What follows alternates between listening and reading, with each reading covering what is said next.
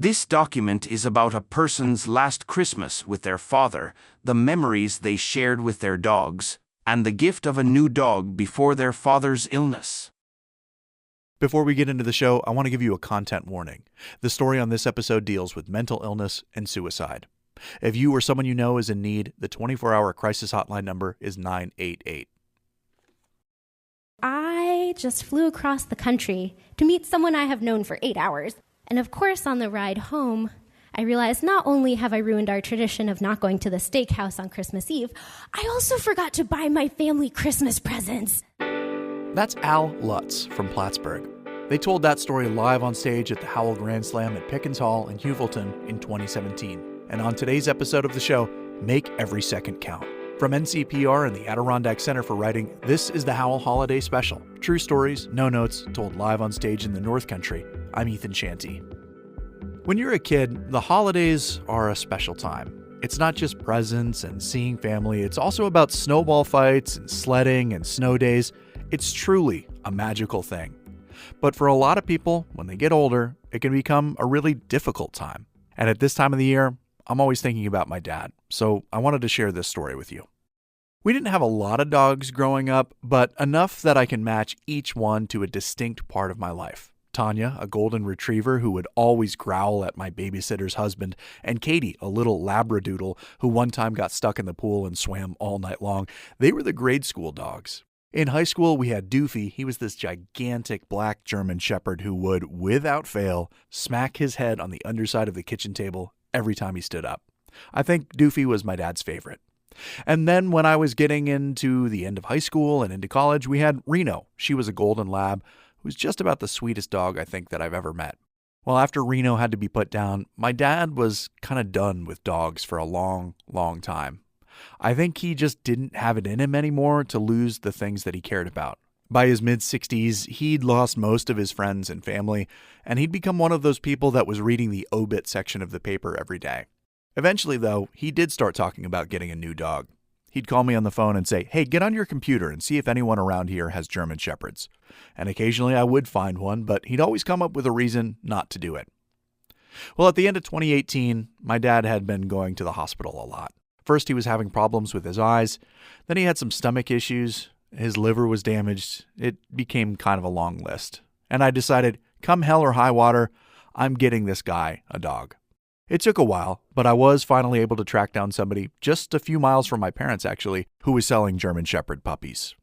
I got some family to chip in, and Christmas morning I gave my dad a box filled with a new dog collar, a new dish, some toys, and treats. The puppy was still a little too young to leave its mother at that point, but she would be ready a few weeks after Christmas time. I wanted to be able to show my family who couldn't be there his reaction, so I started filming as he opened the box. My dad was not a crier, but he bawled his eyes out that Christmas morning. And when the dog finally did arrive, Dad named him Cooper, and they became friends for the time that they had left. Early in 2019, my dad was diagnosed with lung cancer. He didn't want to go through with chemo. He'd already watched his brother and his sister go through that, and they had a horrible time in their last few months. So in the second week of June, he went in for surgery, and that was that. He spent the next 2 weeks in a coma, and on June 25th, he died in Saranac Lake. 6 months later, to the day, was Christmas. And it was my first Christmas away from my parents' home. Actually, I was about as far away from home as you could possibly get. Christmas morning, I woke up in the desert in Phoenix, Arizona. That's where my mom had moved to live with my brother. And it didn't much feel like Christmas that year. Actually, it really hasn't felt much like Christmas since.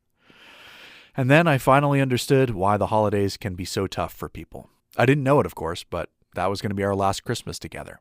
How could I have known? And that's just the point, isn't it? You never know the last time you'll see somebody, the last time you get to have Thanksgiving together, your last birthday, your last Christmas. So if you're lucky enough to have those people in your life still, I hope that you'll make sure that every single day counts. Al Lutz was kind enough to share this next story about the last Christmas that they got to spend with their dad. Here they are, live on stage at the 2017 Howell Grand Slam in Heuvelton. This is a story about Christmas in my family.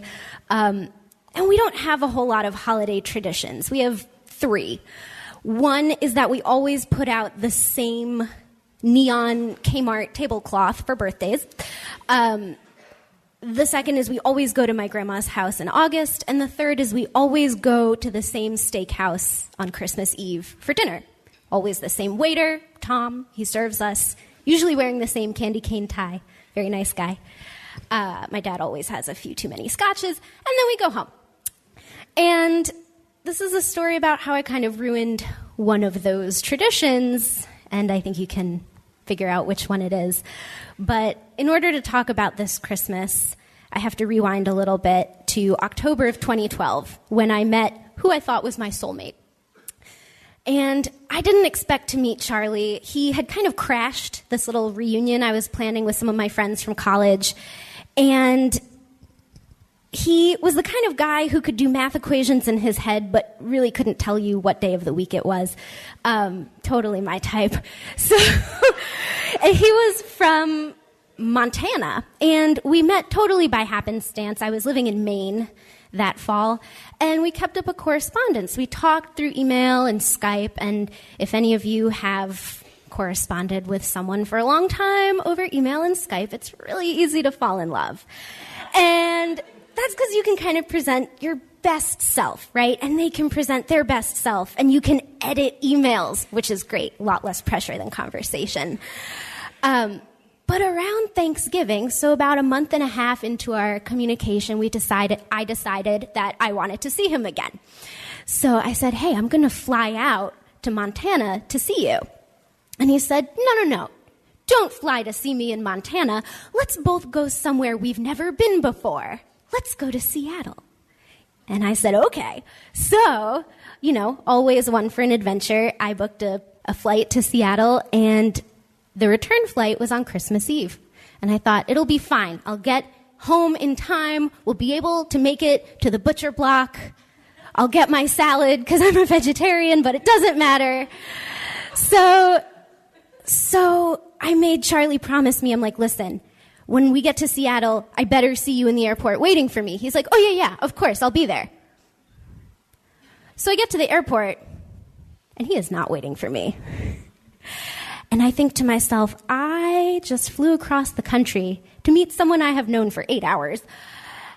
And I'm also going to ruin 33% of the Lutz family holiday traditions. This is great. Definitely worth it. But it turns out he had been in a car accident on his way from Montana, driving in the snow through the mountains, right? So he spent all night in a truck stop and drove starting at 1 o'clock the next morning, and he met me at our hostel in Seattle, and we had this whirlwind romance, right? 10 days in our own blissful little bubble, falling in love, gallivanting around the Pacific Northwest in the middle of December, which surprisingly is not the number one tourist destination. Very cold and rainy. And by the time we said goodbye, I was just high on this feeling of falling in love, right? He was everything I imagined he would be through emails and more. And because I was kind of high on this feeling of love, right, my plane touched down in Burlington, and I got off my flight. It was around dinner time, 6:30, and my parents were waiting for me. There was my mom, there was my dad, and for the first time, I kind of looked at my dad, and I saw that he had gotten a lot older since the last time I had seen him, which was really only a few weeks earlier at Thanksgiving. And he was walking with a cane, and, he had been struggling a lot with mental health issues. And for some reason, in that moment, I kind of saw him as a person who was getting sick. And I think it was because I had had that 10 days of magic, absurdity with Charlie that I was able to really see my dad in a new light and have patience with him. And of course, on the ride home, I realized not only have I ruined our tradition of not going to the steakhouse on Christmas Eve, I also forgot to buy my family Christmas presents.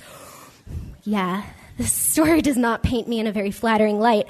But we get home and we do our Christmas Eve dinner a little more subdued at home. We all go to bed, and the next morning we wake up and we open presents, or I guess my family opened IOUs from me. But I promised all of them that when I got back to Maine, I would mail them their presents as soon as possible, or as soon as I got them.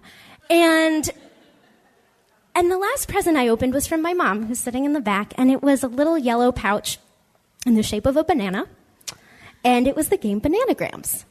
And if any of you have ever played Bananagrams, you know it's very fast-paced, very competitive. It's like Scrabble, you build your own crossword.